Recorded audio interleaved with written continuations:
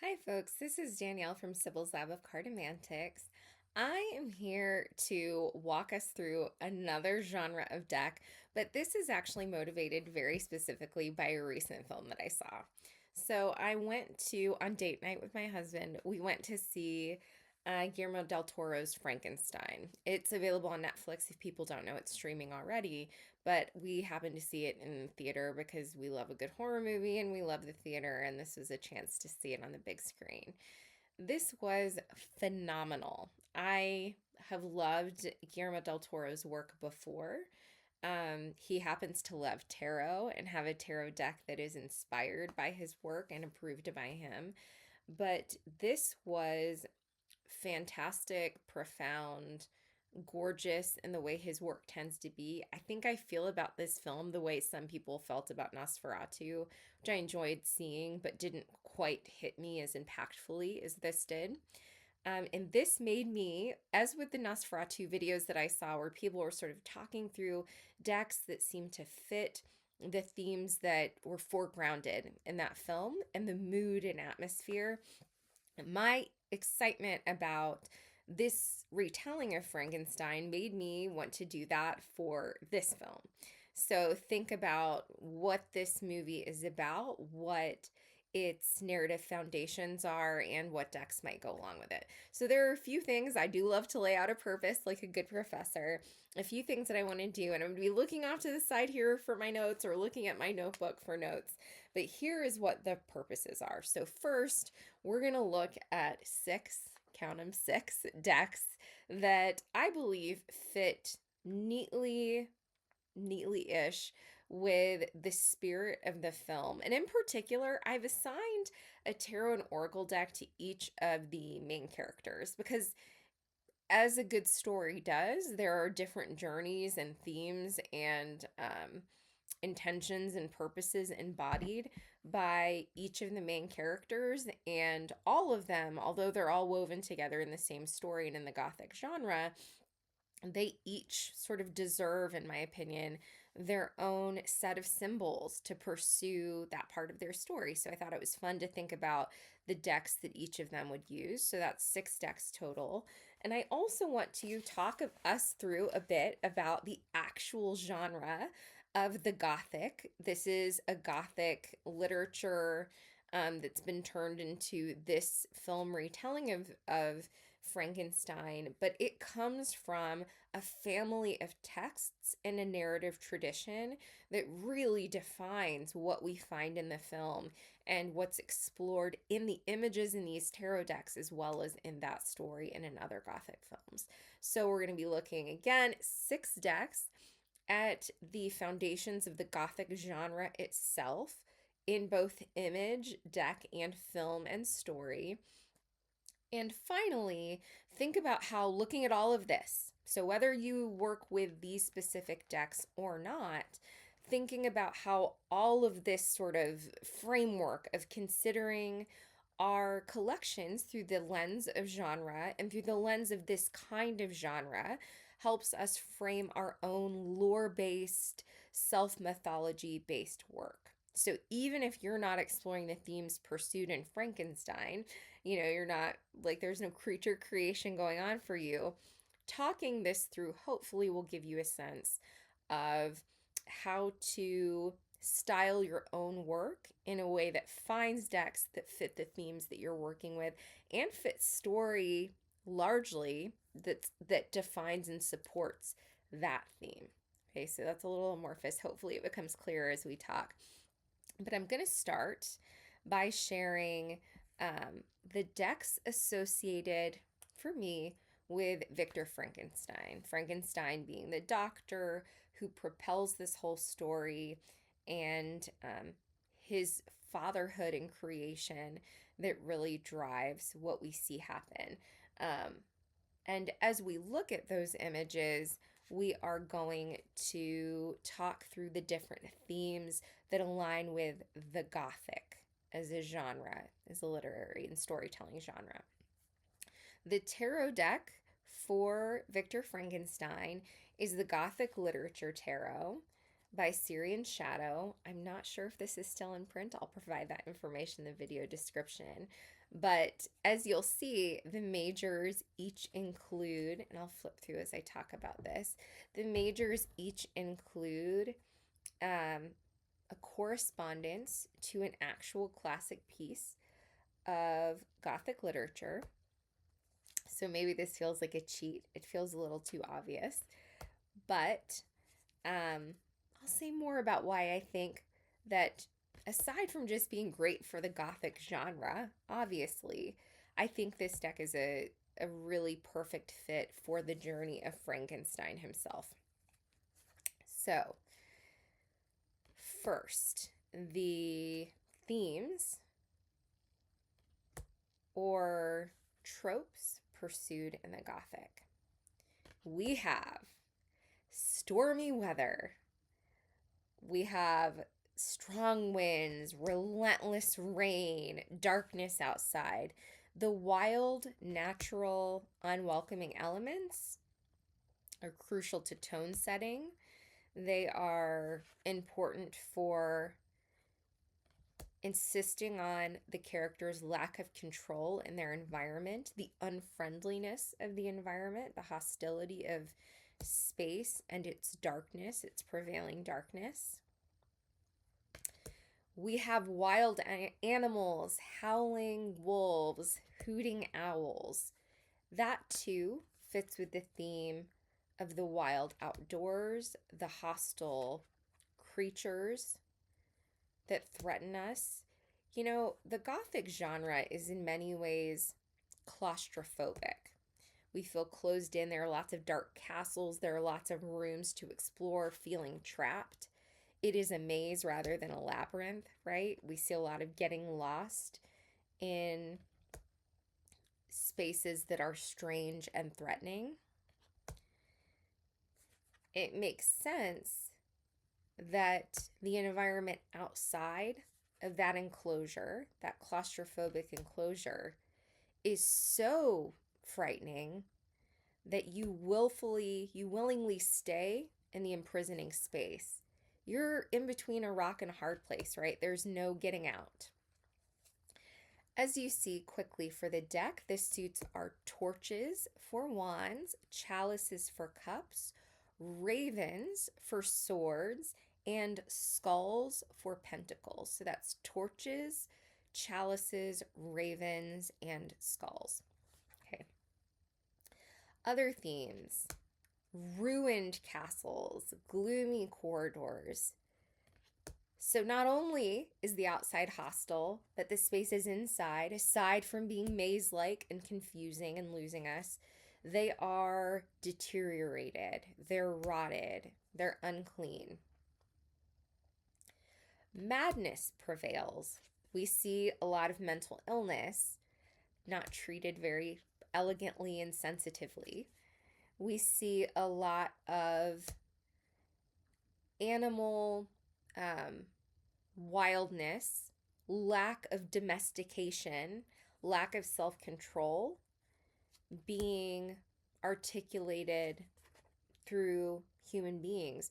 We're supposed to be polished. We're supposed to be domesticated, civilized, cultivated.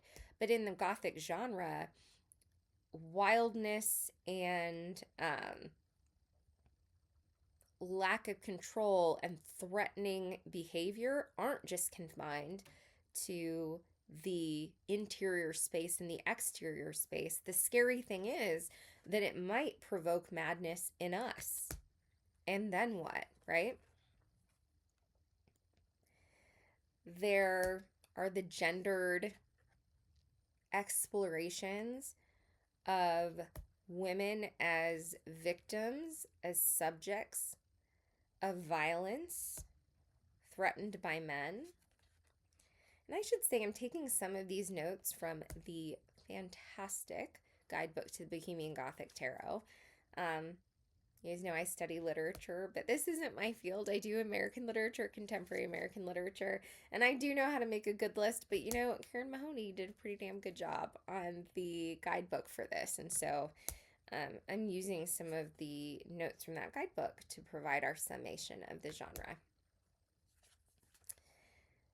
Along with the exploration of women and women's exploitation and women as subjects of violence, there are unsurprisingly themes that arise of perversion, of sexual perversion, not just of sexual victimization, but of distorted desires. There are temptations with demons and devils. And part of the reason, guys, that I'm going through this, we all know dark decks, quote unquote. We've seen dark decks that are actually darkly colored, that have horror themes, that are unsettling and provocative in a way that appeals to our fear and our liking of being scared. But the Gothic genre is very particular. So I'm trying to underline how this isn't just a collection of 6 dark decks. These are decks that really fit within the exploration of a very specific dark genre, a category of texts and symbols that support a very defined set of themes that aren't just shadowy themes in general, but have to do with the depraved, with feeling confined, with being threatened by wildness, with feeling judged by civilization and our inability to meet that, and our fear of inner corruption in the face of a judgmental, civilized society. Other tropes that we find in Gothic narratives, lots of unexplained footsteps and shadows, quite literally shadows. Locking doors. This too gets into that anxiety about claustrophobia. This is a repeated theme. Hostile, unwelcoming, threatening, imprisoning environments on the inside, wild, violent, vicious, unfriendly environments on the outside, and all the time with a hostile inside environment and a hostile outside environment, being afraid that our inner environment, our very selves, are corrupted or are at threat of being corrupted. There are threats of the occult, of tarot cards, of foreigners, of unchristian practices, unsanctioned beliefs, dark magic. It's the mystery of the occult that aligns with all of that opacity, that smokiness, that fear, that anxiety of not being able to see what's around you and feeling trapped. Occult literally means hidden, right? Like the truth or what is really working on you is hidden. Who knows if there's dark magic behind what's happening to you? There are themes of cruel aristocrats in power. So, civilization itself, the people who are at the top of who would be judging us at all, those are figures that are going to measure us and find us wanting, even at our best. They're from ancient families that have corrupt histories, and yet they have power that they weaponize.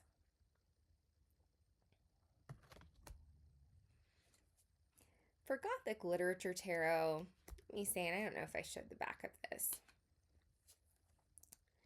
This deck is one of many by Syrian Shadow, who has become quite a popular deck creator, has a haunted cottage oracle coming out in the spring, I believe, and a number of other decks that are indie and now mass market. He is a master of dark imagery. I so adore the degree to which the generalized dark was suspended in this deck in favor of really staying true to the specificity of the Gothic in the way that I'm talking about. The smokiness, the claustrophobia, the fear of the occult and death and darkness. Not just it's kind of dark and scary and textured in a way that makes us uncomfortable. The nature of being unsettled in this deck is very highly specific. And the other thing that I'll say that I like is how, even though he's very clear in the majors by providing the names on the cards of who, for example, not a lot of people have read Dr. Faustus, right? Um, that's obnoxious to that. A lot of people have read it, but maybe not the average person and maybe not the average tarot reader. Um, a deck, in my opinion, should be able to work even if you haven't read the corresponding text that he has used to inspire the card itself. And I think this deck does a beautiful job of that. So you don't need to know who Dr. Faustus is in order to understand how this image aligns with and supports the themes defined by the magician archetype. But if you don't know it, you might be interested to look it up, right? Like, ooh, I really like that image. What's that story about? And he tells you a little bit about it in the guidebook, and then it gives you something to pursue. And as a literature professor, I'm always going to want you to step up. That's so great. So if it drives you to literature, fantastic. But also, if you are trying to, you have read it, and you're trying to flesh out that card in the midst of a reading, being able to draw on the narrative themes that you know are a part of the baggage of this particular magician, it's really fantastic and really unique in a deck. So for Victor Frankenstein, his Oracle deck, as I go through this and show you these cards, I'm going to say why I think these two are very Frankensteinish instead of just general Gothic. But this is the Somnia Oracle. So folks know the Somnia Tarot. The Somnia Oracle is newer to the market. It is still in print. And I'll show you the images as I sort of talk about why I think these decks are for Victor Frankenstein. Frankenstein is the epitome of a Gothic anti-hero. He is profoundly flawed. He is in some ways pitiful. We dislike him and root for him at times. But we're really invested in the arc of his journey and the degree to which nothing in his environment is styled to support his otherness. He is very much an other. He feels his liminality, and that's how he comes to do what he does in creating the creature, and that's how he comes to manage it so poorly, I think. I think the Gothic literature tarot represents the world as he would see it, as smoky and dark and isolated. So we went through the themes of the Gothic and the tropes and the images. That, all of those things would, in a narrative, be articulated in different ways. If Victor Frankenstein was a young woman, he might align, we're going to talk about a young woman in a minute, but we might see in a deck that I chose for him themes that explore the unique experience of the young woman archetype in Gothic literature. As the morally complex hero villain in this story, the genius in a hostile world, these images, I think, perfectly represent the discomfort and lack of clarity, the way that his actions in creating the creature have to be kept hidden. So he benefits from things being smoky, unclear, dark, from that isolation. In the Somnia Oracle, though, we see, and I talked about the Somnia Tarot, and other folks have talked about this. Nicholas Bruno's photography is extremely unsettling.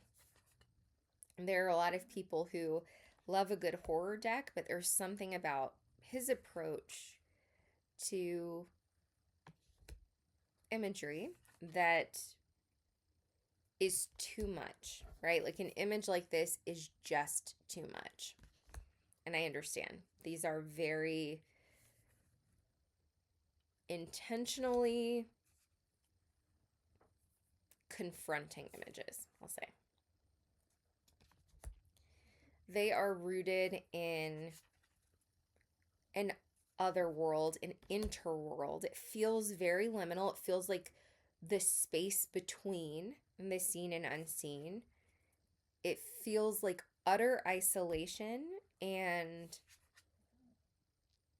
things collapsed and unreal and hostile in the environment like this. I think this deck represents the inner life of Victor Frankenstein. You know, the Gothic literature tarot was quite specifically the Gothic genre, right? Like that's what Syrian Shadow was up to. And he's very clear about that. Nicholas Bruno, I don't think thinks of his work as aligned with the Gothic as a tradition. He has a very intentional aesthetic point of view that is phenomenal and very mutable. It can do all kinds of things. I do think that emotionally, this fits with the sort of dissociative emotional inner life that we would find in a person who could Victor Frankenstein, who could so willingly extract himself from moral norms, manipulate life because he doesn't understand it. I mean, if you live in the world of the Somnia Oracle, other people don't seem real to you. There is no social support and alignment. This is an experience of like disjuncture and rejection. It feels like the Five of Pentacles in a collection of photographs. Like Five of Pentacles plus Nine of Swords, right?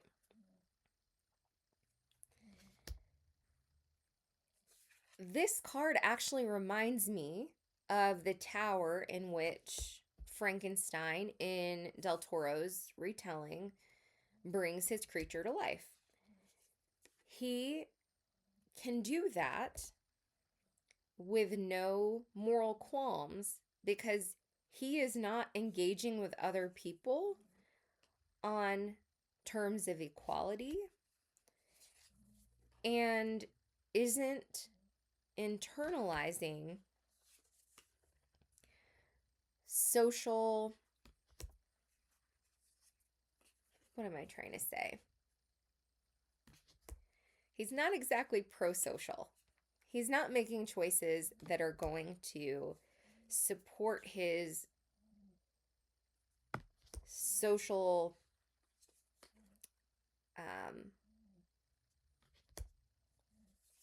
value, life, robust support network. He is a man alone in a landscape alone, creating a creature alone, and not so he can have another man in the landscape with him, but so that he can make himself God, right? Like, he is the modern Prometheus, the subtitle of Frankenstein, the creator of man, the maker of man, except he doesn't even view his creature as man, right? It is unreal and smoky and hazy. He doesn't know what his creature is. All he knows is what he's done. And that leads to tragic consequences, as we read in the book and see in the film. So those, the Gothic literature tarot, Insomnia Oracle, are going to be Victor Frankenstein's decks. Now, let's talk about the creature, sometimes often called Frankenstein's monster, and his decks. I will tell you his decks, and as we flip through them, I'm going to give you a little bit of a history of the Gothic. We talked about the themes, and I'll talk about the decks themselves, okay? So the first deck is the Bohemian Gothic Tarot. This is not the most recent edition. I do have that edition, but this one is not cold stamp printed, so I think it's picked up a little better on the camera. So I thought that it would make more sense to show this edition of the deck. Bohemian Gothic Tarot is not, I believe, in print, but as I said, with all the other decks, I'll include details in the video description. This is made by Baba Studios, and as I noted before, its guidebook is so fantastic.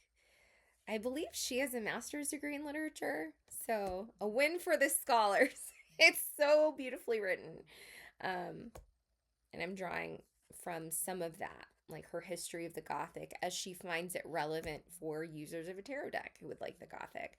This feels like another cheat. You know, I chose the Gothic literature tarot for Frankenstein, and now I'm choosing the Bohemian Gothic for the creature. But let's talk a little bit. I'll defend that later. Let's talk a little bit about a history of the Gothic. So this is an older genre than a lot of people give it credit for. I think a lot of people think of Poe. They think of Mary Shelley, like we have here. They might think of Wuthering Heights. But Gothic literature is from the 18th century, so the 1700s. And it's said to have started about 250 years ago. The Castle of Otranto, a novel by Walpole, is from the 1760s. And a lot of scholars would argue that that's about when it starts, right? That is the first model of the Gothic, the place where we see these tropes starting to be articulated and defined.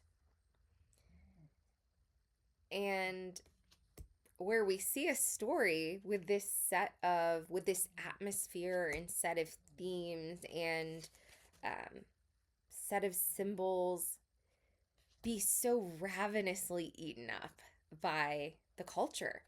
Like, people went bananas for this stuff.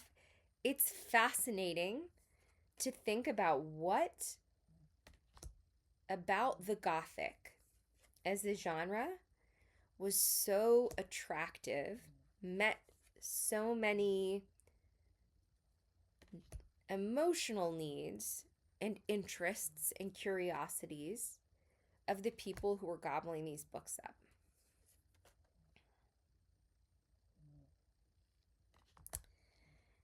Karen Mahoney notes in the Bohemian Gothic Guidebook that a lot of this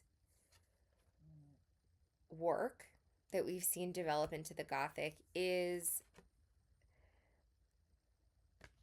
originated or influenced by the German horror style. That's true for film too. We see a lot of Gothic imagery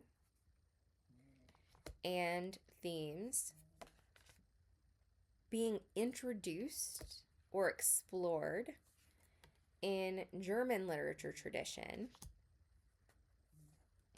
and art,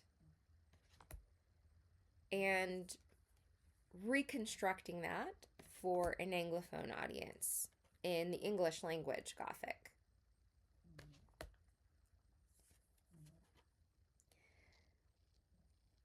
It was about the 1790s when folks like really went bananas for the Gothic.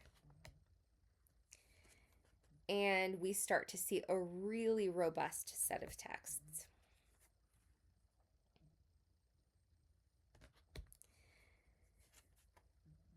I really find this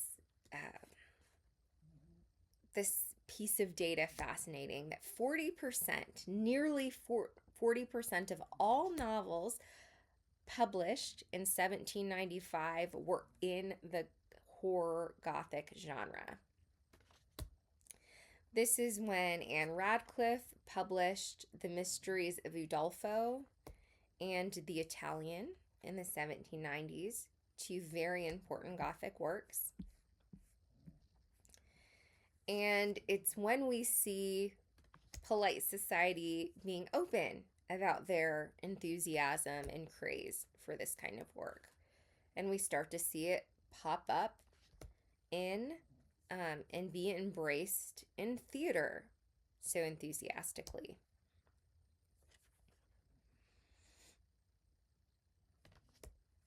Then in the 1800s to 1810s, we get folks like Poe getting into the Gothic genre and introducing his own unique approach to this style.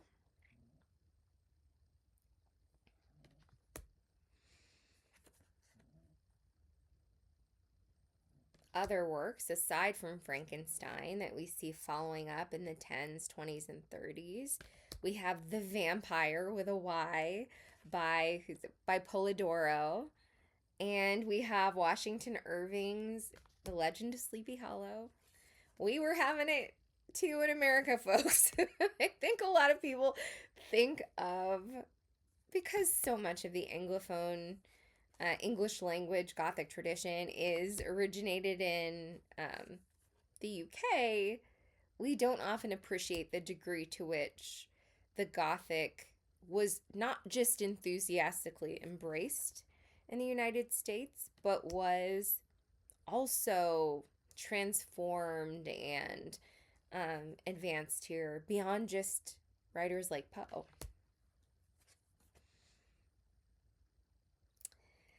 And in the Bohemian Gothic Guidebook, Karen Mahoney goes on to talk about the degree to which the horror genre in contemporary culture. So we see stories by Stephen King, we see films like The Shining, like, right? There's a whole long continuing craze for horror. How so much of that is grounded in, and we're talking about Frankenstein, people, look at this, three pentacles. But how much of that is rooted in a history of the Gothic and Gothic narrative and the Gothic form. I'm not really going to talk about that because I really want us to pay attention to the specificity of this tradition rather than the generalities of horror. So, what do I think about the Bohemian Gothic Tarot as a set of tarot images for the creature? Why did I say that this is the creature's tarot deck? As you noticed, there are a lot of cross between animal, wild creature, and threatening human creature, and just plain humans. We see ghosts, we see werewolves, we see vampires, we see dark witches, we see skeletons. It's all dark, it's all foreign and unsettling. There is literally no place of repose. And yet, that's true for the Gothic literature tarot, right? What's different about this? This is in color. We see some really beautiful colors as opposed to the pretty saturated grays and blacks and, ivories, creams of the, and a little bit of green of the Gothic literature tarot. Unlike that color palette, this Bohemian Gothic tarot has a pretty broad color palette for a dark deck. You know, it stays within the darker colors. Um, the world is new to the creature. Like, the world might be threatening, it might be smoky, a cipher, confusing, defamiliarized. Like, there are monsters everywhere, other monsters. There are unfriendly and threatening humans everywhere. There are ghosts everywhere. So, this is not a friendly world, but it is a bright and new world. It is a beautiful world in its way. Part of the tragedy of the creature is that he sees a beautiful world that he is excluded from, and will always be excluded from because of his difference and his perceived threat and wildness. So, among other things. So, the beauty that we find in the Bohemian Gothic Tarot, that absolute beauty that is put together in this collage that the creators at Baba Studios did for this deck, I think really captures well the sort of radiant undercurrent that the creature would see beneath the Gothic darkness of the world. It is still a Gothic world to him, but it's a beautiful world. It is richly colored in its own way. It's mysterious in a way that is actually seductive.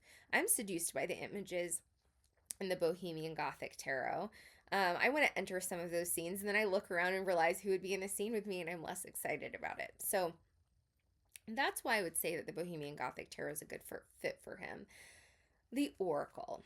I chose the Oracle Door, D apostrophe O-R, the Oracle of Gold, the Oracle Door.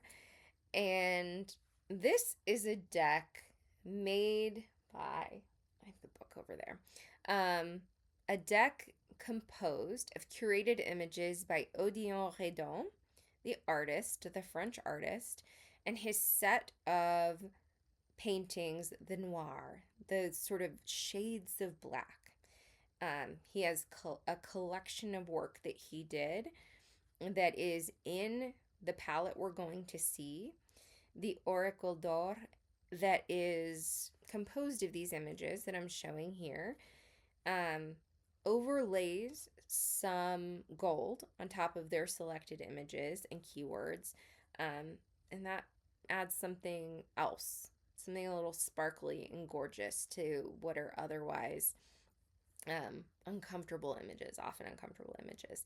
So I'll show the cards. These are the backs, and I'll show the images as I continue to talk about why I think this is his deck, the Creature's Oracle deck. You can see in these images the degree to which the world is smoky, it is Gothic, it is confusing, but you also see a lot of nearly human, nearly animal merged creatures. There is no sense of, or very rare senses of, civilized humanness. There's often a sense in Redon's work of the distorted inhuman, the mutated body, the imperfection that's actually terrifying. Look at some of this. I think that this, in some ways, represents the soul of the creature.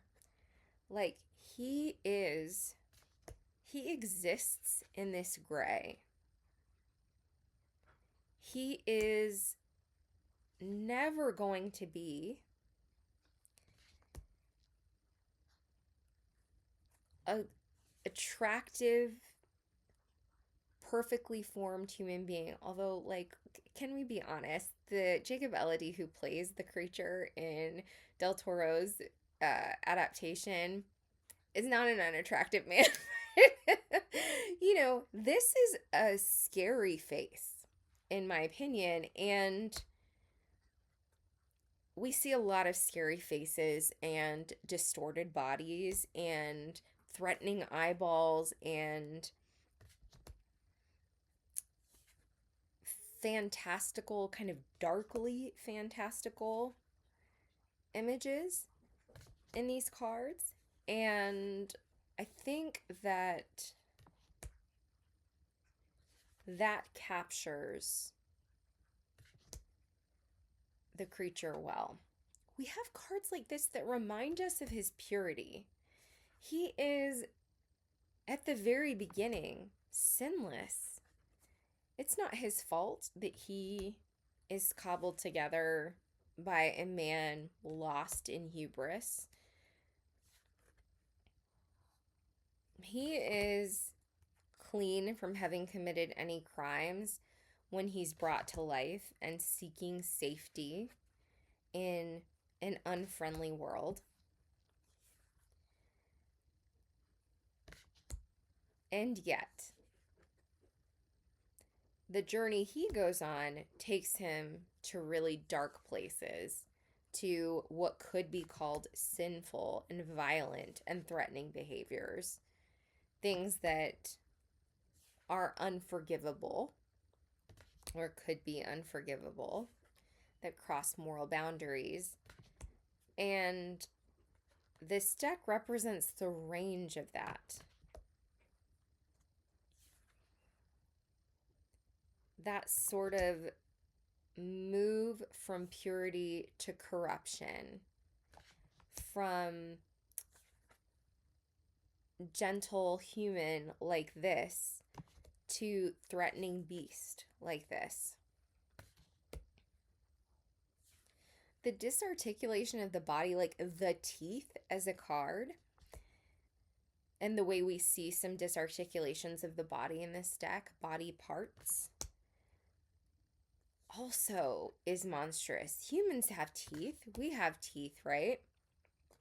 It's not necessarily threatening, but teeth taken apart from us is kind of horrifying. There's something about our eyes and our teeth, those vulnerable places on our face, that represents an anxiety, which is why we see all these eyes and all these teeth, right? We have the wildness of the creature. And finally, willfulness.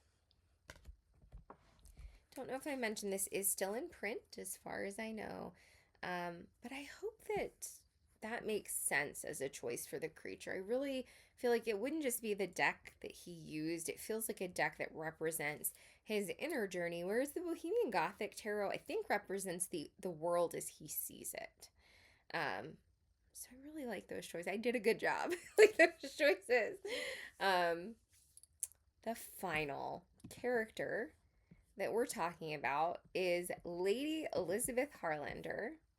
She is our love interest, the young woman. There must always be a young woman in a Gothic story. She is our young woman, and I'll talk a bit more about these choices as I show the cards, but the first deck I'm showing is the Lydia Tarot. Here's the back of the deck. The full name of this deck is like Madame Lydia Wilhelmina's like tarot of, I don't know, autumn harvests and whatever. Often gets summarized as the Lydia Tarot or distilled as the Lydia Tarot. This is out of print, but I know is being reprinted after a Kickstarter, after a successful Kickstarter. So if you like this, bookmark the page that I'm going to, add in the video description. And look forward to eventually snagging your own copy because it's really, as you'll see, it's an interesting deck. Here is the thing about Lady Elizabeth Harlander. She is, if I'm honest, my least favorite of the characters. Her journey is my least favorite. There's something that I align with the madness and hubris of Victor Frankenstein. Like, I understand the way that those themes and weaknesses are instructive to me. I understand how the themes of otherness and exclusion, of grotesqueness, of self recrimination, and liminality, as experienced by the creature, those themes for him, I appreciate and could see myself pursuing, doing like work with the cards and journaling and all this stuff. Lady Elizabeth Harlander has her own valuable journey, but it is the one I'm least interested in for my own work. So maybe that's why I'm being a little ungenerous to her. But she certainly represents an experience of inquisitive young women of her age. She is a woman who is interested in insects and science. She is educated. She is polished and beautiful and civilized and can move within the aristocracy with ease and grace. But that's not where she wants to be. It's not where she's comfortable. We see her most at ease, most vulnerable and open when she's engaging with the creature. So it's when she encounters and spends time with the monster that she feels most seen, that she understands feelings most deeply.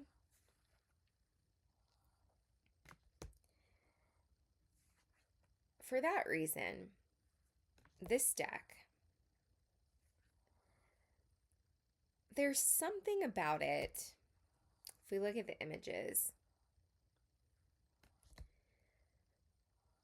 that this version of collage also is taking beautiful art. It's doing it with less polish than Bohemian Gothic Tarot and less seamlessly. The Bohemian Gothic Tarot, I think it's difficult to tell how those collaged images are put together because it's so expertly done. I don't think that that is what this creator was trying to do.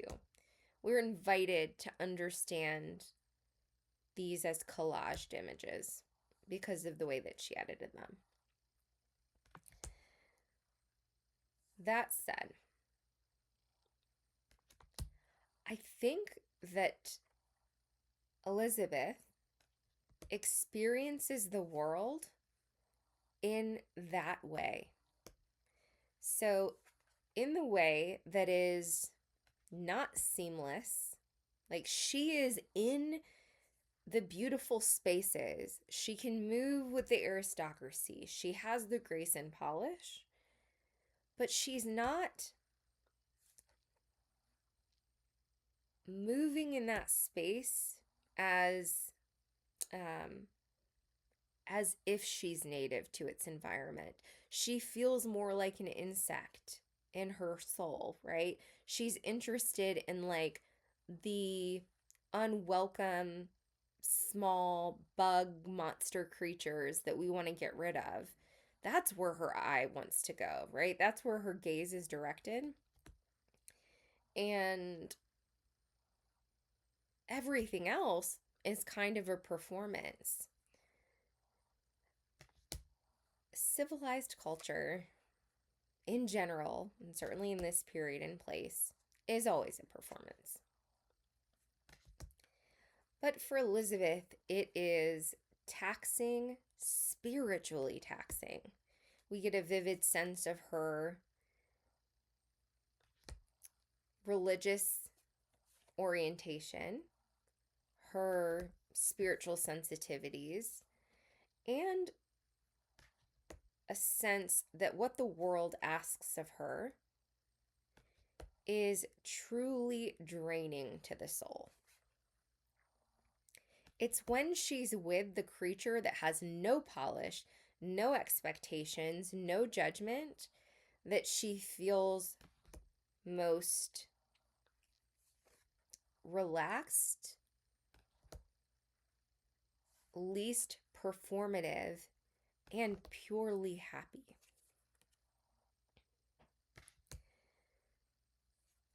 Every other time, it feels like she's patched in to the beautiful surroundings. She fits, but uneasily.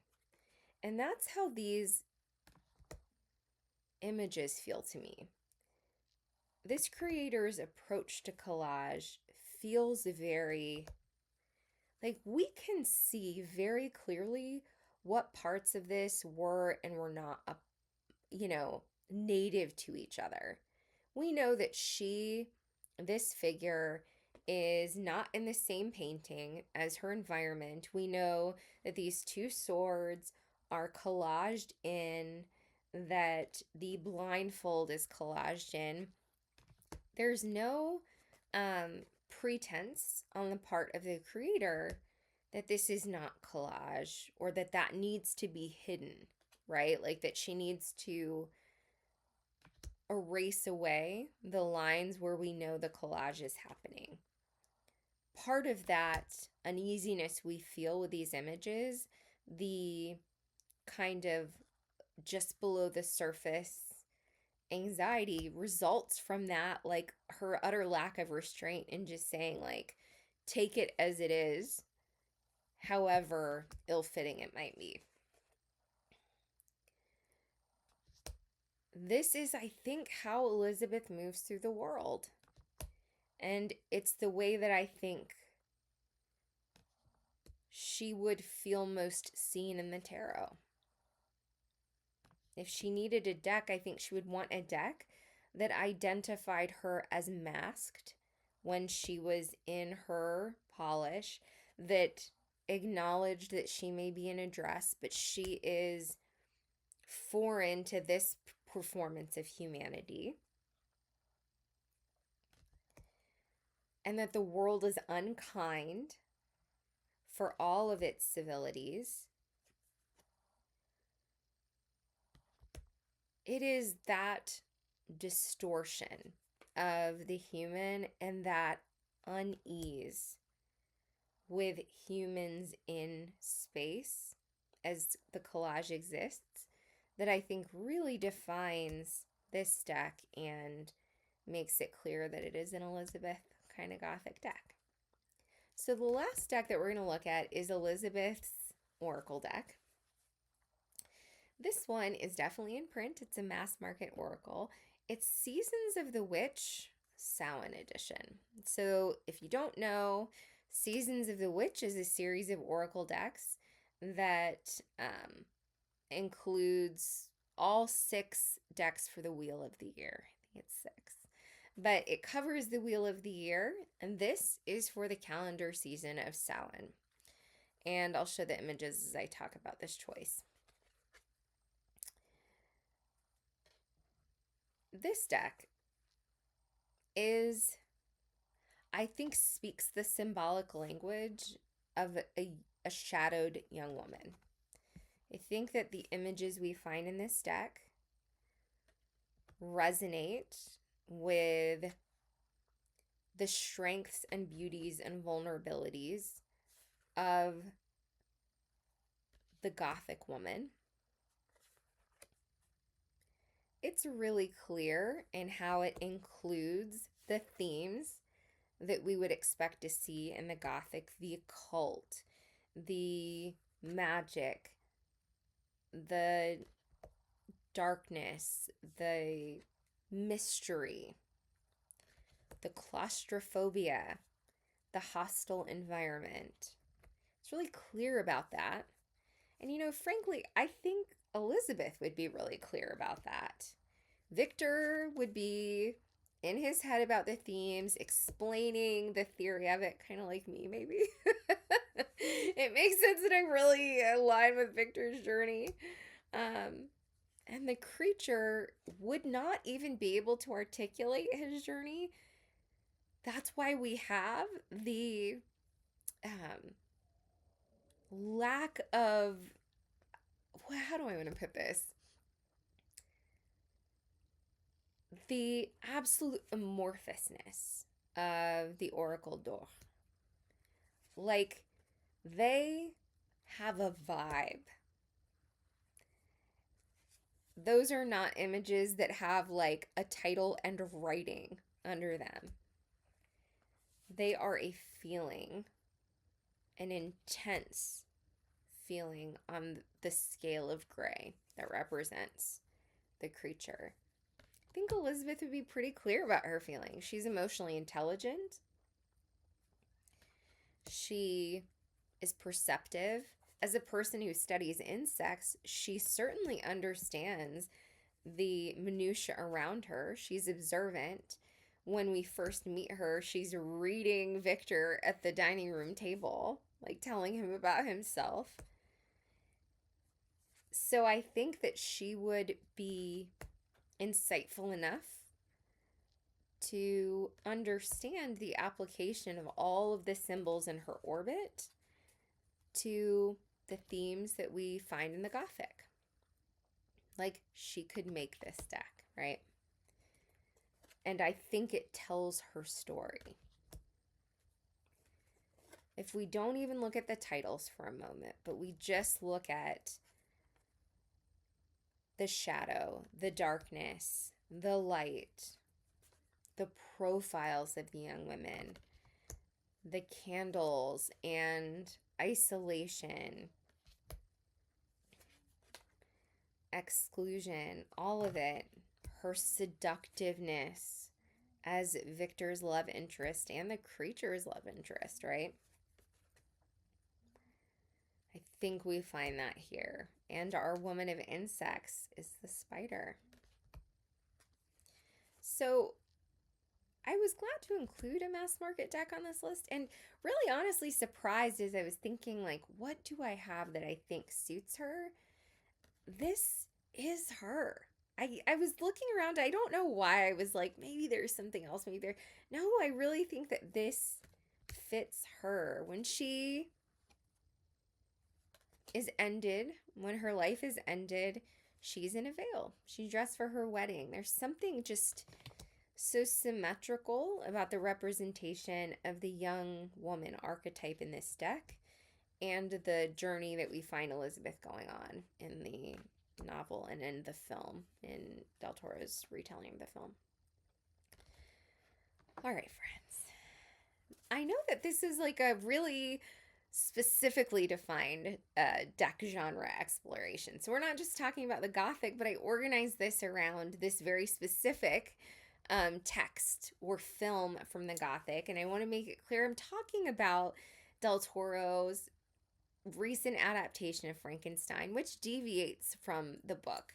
He clearly knows the book, and these are very deliberate choices that he's making when he does deviate. But regardless of how it's changed, he stays loyal to the symbolic language of the Gothic, to the atmospheric vibe of the Gothic, to the unease and the darkness and the madness and all of it. And it's so good. It's so good.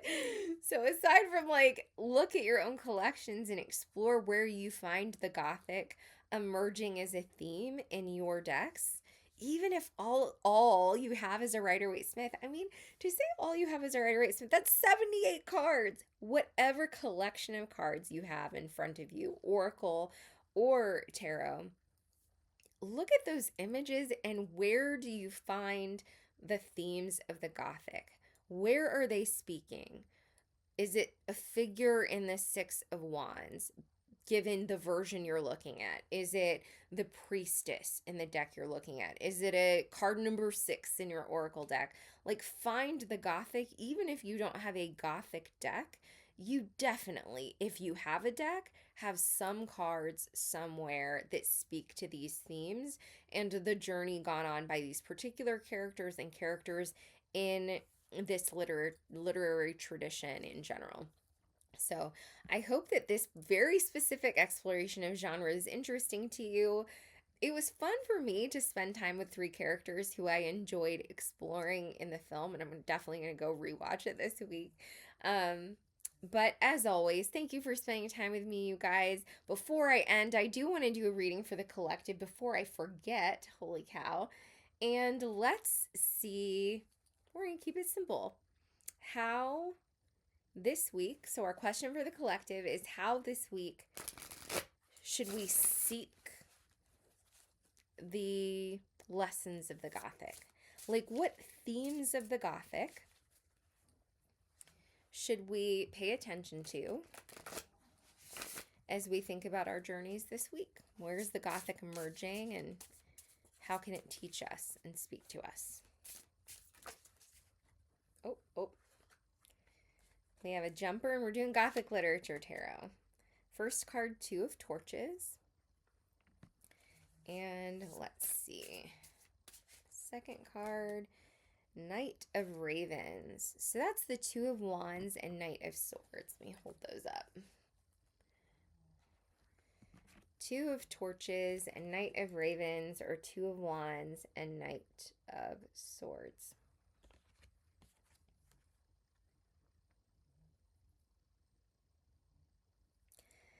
This version of the Knight of Swords, we're going to lean into the fact that there's no head here. The Raven's sword suit is the sort of intellect and argument and analysis and all of the things, but the knight, as fire of air, is the most reckless in the Court of Swords.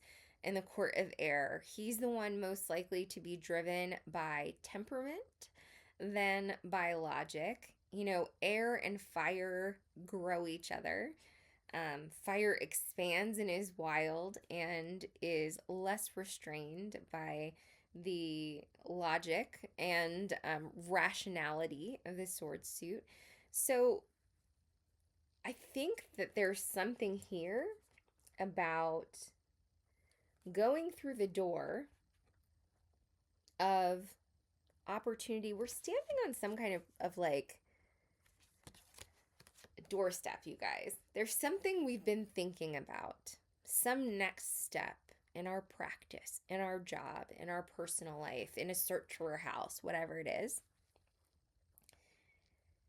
And we're flirting with the idea before we take that final step through the gate, through the door, of how irrational to let ourselves be. Do we run through? Do we lean into the madness of like, just do it, pull the trigger, go through, it's time to jump in? Do we pull back because that is an irrational impulse? That is the madness of the Gothic. That is the lack of reason and confusion. Like, how willing are we to surrender to just absolute air and fire running through the gate? I don't think that this set of cards tells us what to do, like which version of the Knight of Swords to lean into. Do we pull back and embrace air to slow that fire down, or do we fan the flames and just go through the gate? Take the leap, don't overthink it. It's that flirtation, that line, that anxiety, that smoke that happens right there that we need to play with this week and think about how we're engaging, because it's not just do that work and think about it. It's suggesting that that's eliciting the Gothic for us. That's bringing up the anxiety and the fear and the all of this stuff, the lack of clarity that goes along with those themes. So, all right. I hope that was informative. It informed me. If nothing else, I always feel like I end these videos doing readings for myself. Hope that they apply to you too. But this was great fun. It leaned into my literature professor like passion nerdiness. If you don't get one of these decks, go grab one of these books. They're all like free on Kindle. They're all open source. But you are troopers for staying with me until the end. Check out the video description for deck details and to find how to book a reading or to do some mentoring. Let's do some like nerdy literature deck mentoring. But you guys have been great, and I will see you next time. Until then, guys, see you in the lab. Bye.